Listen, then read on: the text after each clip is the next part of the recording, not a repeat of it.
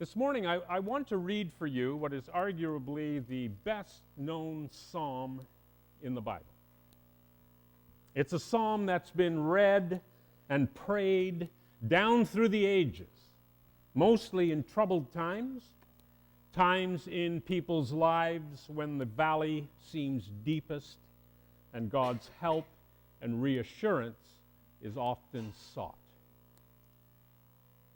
I've chosen to read the King James Version of the psalm, not because it's the most accurate translation of the original Hebrew, because it's not, but because its words are rich and poetic, and they seem to resonate best with hearts that need to hear them most.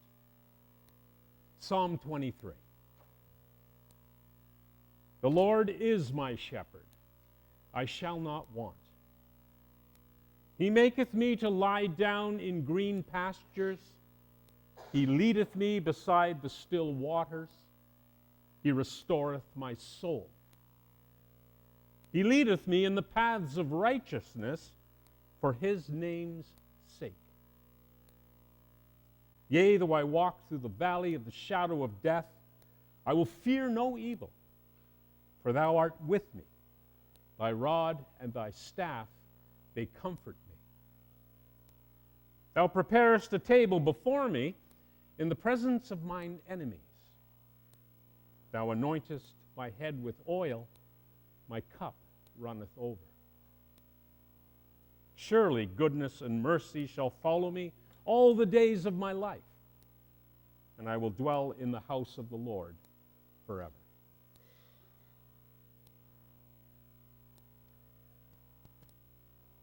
The psalm I just read is short. In fact, it's only 6 verses. And yet it's jammed with so much good stuff that I have only time enough this morning to speak on 2 short phrases. Otherwise, Ray in the back is going to start tapping his watch. So I'm watching. The first is the psalm's opening line. The Lord is my shepherd, I shall not want. Put another way, I shall not want because I trust God. I trust God with my life. I trust God with all the choices I make. I trust God to lead me along the right paths. Why, I even trust God in the depths of my fears and my losses. That's what the psalmist is saying.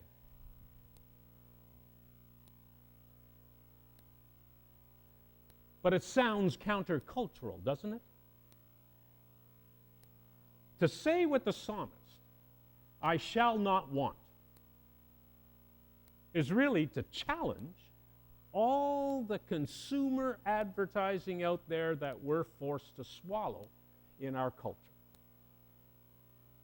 Advertising designed to make us feel that we need certain products and services, not to survive, but to live the good life, right?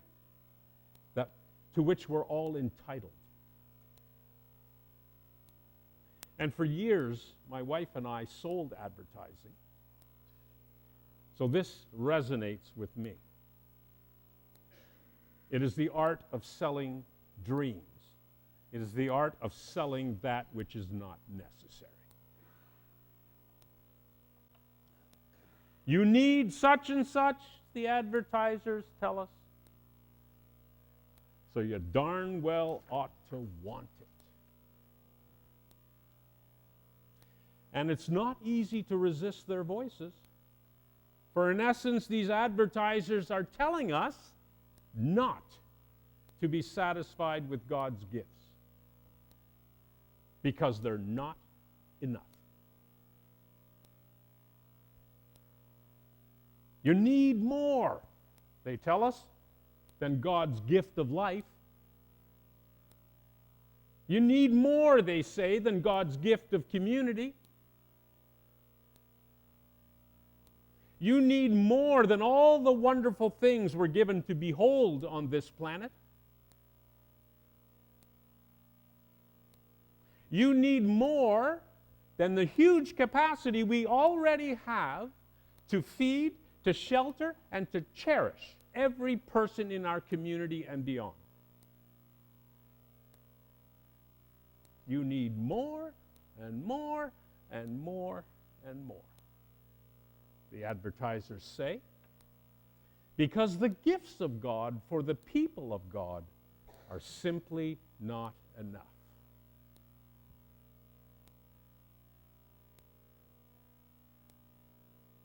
Unbridled, unrestrained consumerism wants to shift our focus from a balanced and blended life to one that is entirely dedicated to material consumption. Really, isn't it? A life fixated, you might say, on the consumption of all that will only rust and decay in the end. But I'm here to tell you that that way of thinking only weakens our connection with the God above us, the God within us, and the God between us all. That way of thinking only weakens our bond with God and with one another.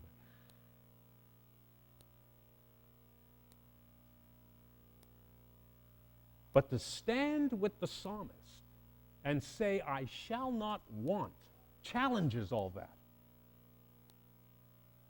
With these four little words, we declare to the world our trust in God to provide for our real needs. Because we know that life is just not about satisfying our wants and needs with material goods and services, is it? Otherwise, you wouldn't be here this morning. Life is so much more. We know it. Life is also about the decisions we make and the paths we take. For they too determine the quality of our lives, don't they?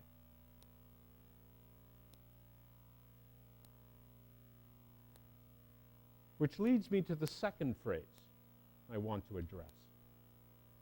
The psalmist writes, God leads me in the paths of righteousness. God leads me in the paths of righteousness. In other words, God guides me along the right paths. Of course, by implication, God guides us all, right? At least those who trust God with their lives. But there's a big problem here. Some of the things I've done, some of the places I've been, surely can't be called paths of righteousness. I can't believe God led me there.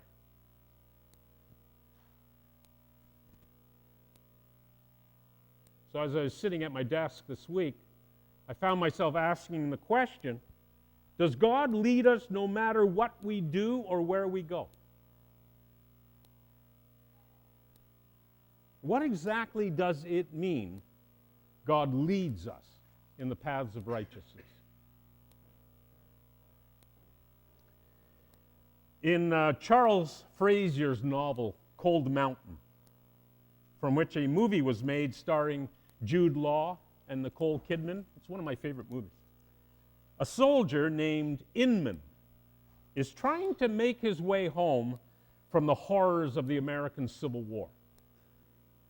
He's been blasted, he's been shot, he's been crippled by the war, and he's lost all sense of hope.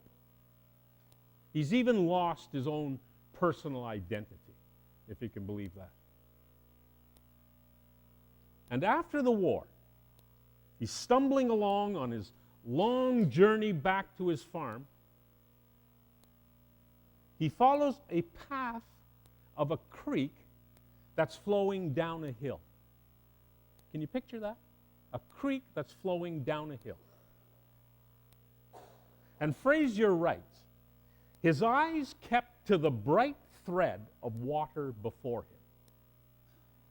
The path it found to make its way to lower ground was as coiled as a hog's bowel.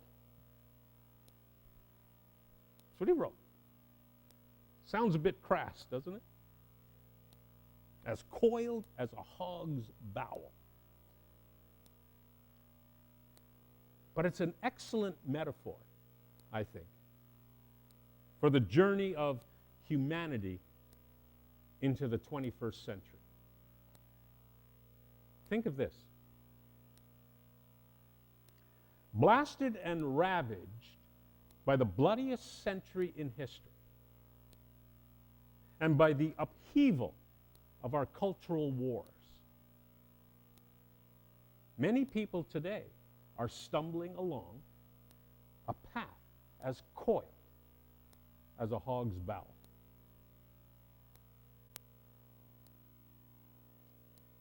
You remember the conformist religiosity of the 50s? We all thought the same way. We all acted the same way. We all did the same things. The student protests of the 60s. Remember those? Some of you? To the me generation of the 70s. Me.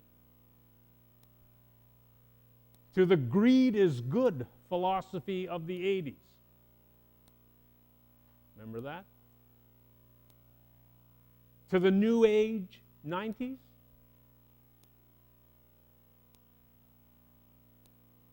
The crisis-filled thousands. And of course now the terrorizing tens of this century. People have wandered from one thing to another in search of identity, fulfillment, and happiness. They're trying to find the right way to live, as we all are.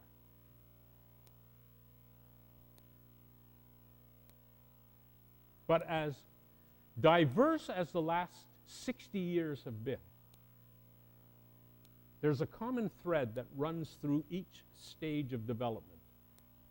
I don't know if you've imagined this. All of the ages, all of the decades were based on the individual. Right? In other words, the direction of your life can be found within you. The direction for my life is to be found within me. Right? Focus on the individual. But now, into this confusion of our century, and in opposition to the ways we live, comes this 23rd Psalm. And what it's saying is life is not a self-guided tour. It's countercultural. It's saying there is someone who will give me the guidance I need.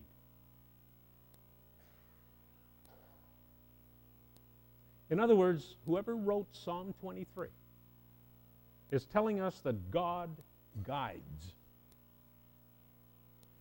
Yahweh guides. Yahweh guides in right paths. The creator of a universe has committed himself to be my shepherd. The Lord is my shepherd. She guides me by speaking to me through Scripture, by putting her Spirit into my heart, and by governing the developments of my life with her invisible hand. But I got to ask you again, does God lead us no matter what we do or where we go? What exactly does it mean God leads me in the paths of righteousness?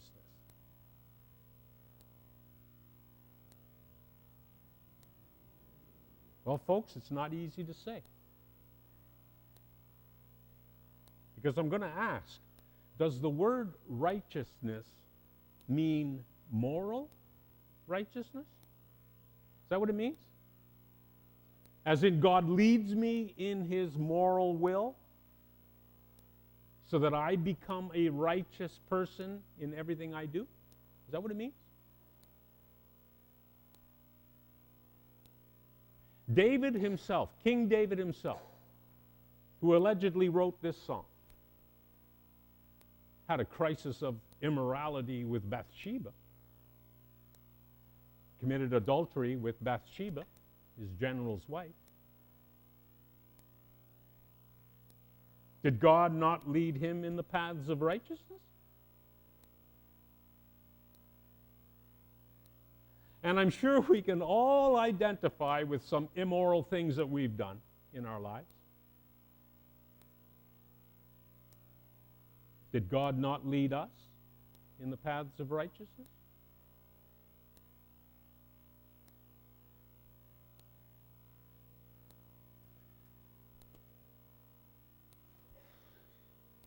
The word righteousness can also mean prosperity and security. If that's the case, then our text means that God does not lead us into trouble and ruin. He leads us away from rugged and tortuous roads. Leads us into paths that are smooth and easy.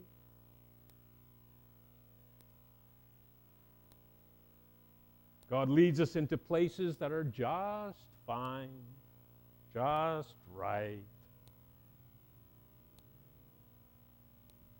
But I got to ask you, who among us has a life like that? Because I'd like to shake your hand.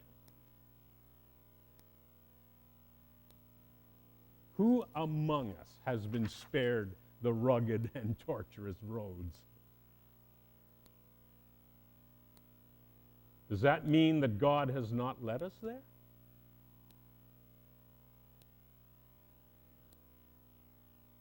And let me ask you this.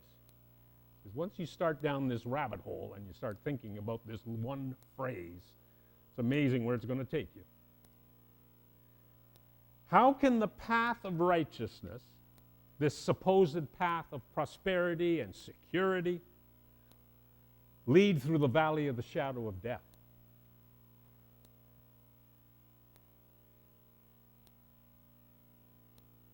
How can we square the reality of our own journey on paths as coiled as a hog's bowel? How do we square that with the teaching of Psalm 23? That's what it comes to. He guides me in paths of righteousness. We can't. Unless we start thinking of the paths in terms of a process. And this process is one of transformation. It's a process of improvement. It's a process of learning. It's a process of making mistakes, falling on your knees, getting up, and learning from those mistakes. You might say, process paths that lead us to live more and more loving lives. Does that start to make a little bit more sense? We know that we're all called to love God and to love our neighbor. We've heard it how many millions of times in our lives? Only we can't seem to do it. At least not consistently. Right? It's not like God drags us somehow on these leashes along paths of righteousness. We know the paths. We know that they're good paths to be on. We know that in the past we found great joy on these paths. Only sometimes we become distracted. Right? It's like my dog Wally when he sees that squirrel. It's like that.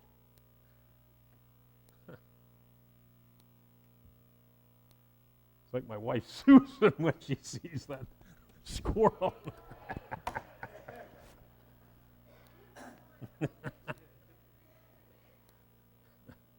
Oh, I'm going to pay for that. Some things are just worth it.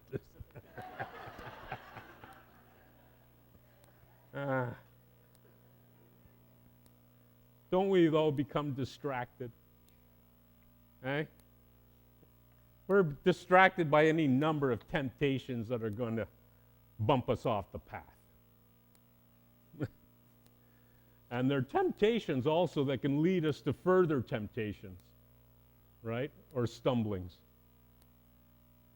Again, I think God doesn't lead us along on leashes.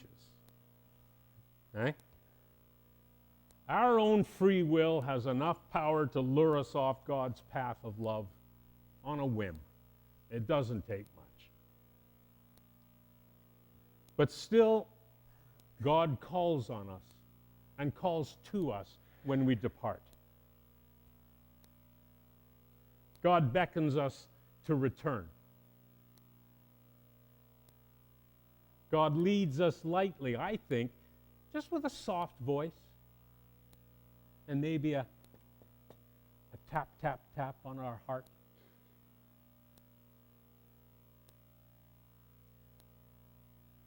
And therein lies the process. Process of hearing God's call, taking God's hand, the process of climbing back onto the path, then of taking a few more steps along the path, of becoming more and more loving people. He leadeth me in the paths of righteousness. And if we're wise, we'll continue that learning process until such time that we know that the path of love is best. And that God is our best shepherd. Until such time that we can say in a loud voice, I shall not want any more than that. I shall not want any more than that.